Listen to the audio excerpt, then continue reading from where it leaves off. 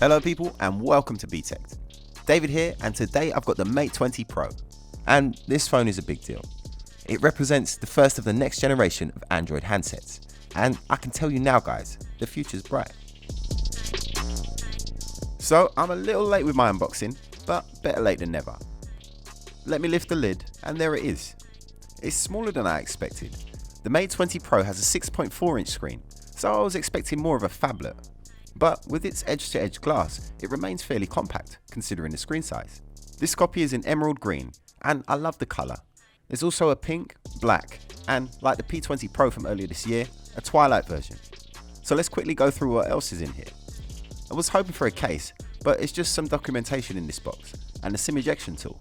Also in here is Huawei's new 40-watt supercharger, capable of getting this phone from 0 up to 70% in just half an hour. And that's with the massive 4200 mAh battery. It's just a shame for me that it's a European plug. We also get a USB Type-C cable and a pair of USB Type-C headphones. And if you want to use your old school headphones, there is also a 3.5 jack to USB Type-C adapter in here. Me personally, I never bother with any of that because I just use Bluetooth headphones. So let me get the plastic off and let's have a good look at this emerald green Mate 20 Pro. You know, when I saw the renders, I wasn't that sure about the square camera system on the back, but now I'm seeing it in the flesh. It's a beautiful phone. I really do love that colour and how the texture catches the light. We've got a new class of processor in the form of the Kirin 980 with its dedicated dual NPU processors for AI tasks. New software running Android 9 with Huawei's brand new EMUI 9 skin with its optional gesture-based navigation, which I'm finding a joy to use, and the new Leica Matrix triple camera setup, which is mind-blowing. So much so that I would have expected the chief executive at the keynote to talk about it a bit more, but the truth is that this phone is so packed full of features that it would have been impossible to talk about it for long. As usual, let's start with the design, and on first impressions, the Galaxy S9 springs to mind.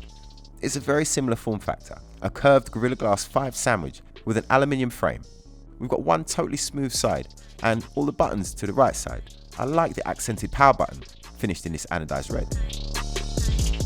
The screen is among the best that I've seen. It's a curved 6.4 inch OLED display with 1440 by 3120 resolution. The pixel density is a very nice 538 ppi, and the thing just looks stunning. If I'm being picky, we get a very slight blue tint at shallow angles and a yellow tint at sharper angles. But it's so slight, and to be honest, I don't know why I mentioned it, because who cares? The screen is gorgeous. It's up there with the best of them from this year. We have a very small chin at the bottom, and of course there's the notch at the top, which houses an excellent 24 megapixel front-facing camera, as well as a sophisticated and extremely quick 3D face unlock system. This is why the notch on the Mate 20 Pro is much bigger than the dewdrop style notch on the cheaper Mate 20. Inside that notch is a dot projector and an infrared camera to accurately and reliably identify you for swift unlocking of the phone in most lighting conditions. There's even a feature that won't unlock the phone until you make eye contact with it. This is definitely the best face unlock system that I've used. I've also got the official Huawei flip cover for this phone, which in my opinion really improves the user experience. The face unlock is just so fast that as soon as you lift the cover, the phone recognizes you and unlocks. Close it and it immediately locks itself. But if you don't like the notch, then of course you can hide it. And the Mate 20 Pro hides it in the best way that I've seen so far. It's completely hidden thanks to the deep blacks from the OLED panel. But I think it looks great either way. And because you can hide it so well, I actually prefer that it has a notch. You know, it gives you the best of both worlds. It's a good job that face unlock is so good, because the alternative is the in-display fingerprint scanner. Now, don't get me wrong, it's not terrible. It's just not as fast as the fingerprint scanners that I'm used to. And registering your fingerprint takes quite a bit longer too. Also, the few times that I have had to use it, it has maybe failed to recognize my fingerprint maybe 25-30% of the time. So not a great hit rate really. But when it works, it is fast enough. It's seriously impressive technology. But you won't use it that much if you have the face unlock set up. One good thing about having a fingerprint scanner in the display is that it doesn't have to take up space on the back. The back is textured with Huawei's hyper-optical pattern, which as well as not showing the fingerprints too easily, gives you a little bit of grip, which is very welcome. One problem with the P20 Pro is that it's so slippery that it would wander off a table by itself. And other phones I've tested recently, like the Sony Xperia XZ3, are like literally holding a bar of soap. So I'm a big fan of the textured back. To me, this is thoughtful design. The Mate 20 Pro feels great in the hand. The curve continues from the edges all the way across the back.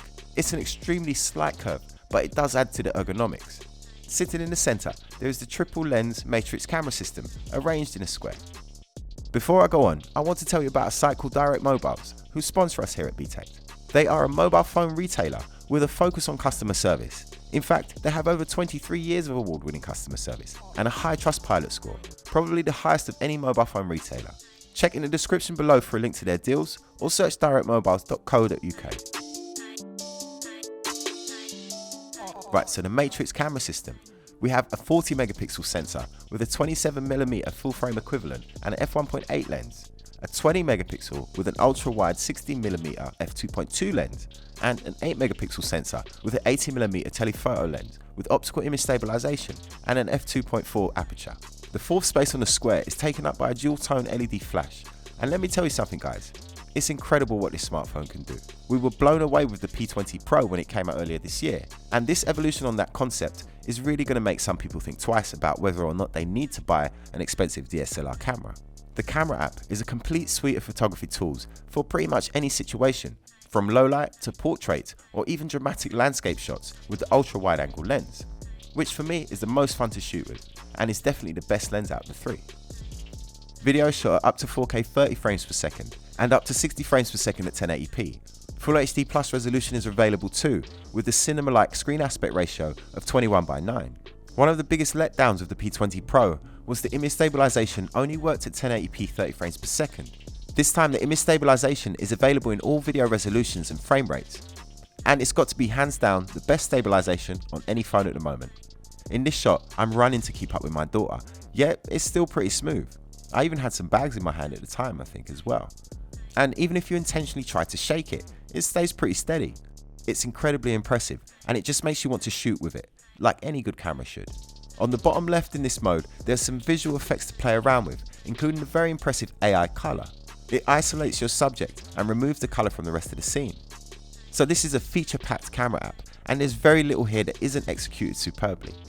This camera is like carrying around a high-end 40 megapixel DSLR with three lenses, one being a 260mm lens, which are huge, a tripod, a gimbal, a bag of photo filters, and not to mention the video effects that can be created on the fly. I'm blown away, truly. That's twice in 1 year that Huawei has made my jaw drop. I'm about halfway through putting together my full camera review, and it's going to be a detailed one, because this phone definitely deserves it. Anyway, that's it from me for now. There's so much to this phone that I'll be doing a lot more work with this one. It sets the bar in so many different ways, so look out for my full review, tips and tricks videos, and comparisons that will be on Btekt very soon. Thanks for watching guys. If you enjoyed this one, it would be great if you could hit that subscribe button, double click that notification bell, and smash that like button for me. I'm David Wildman, and this was Btekt.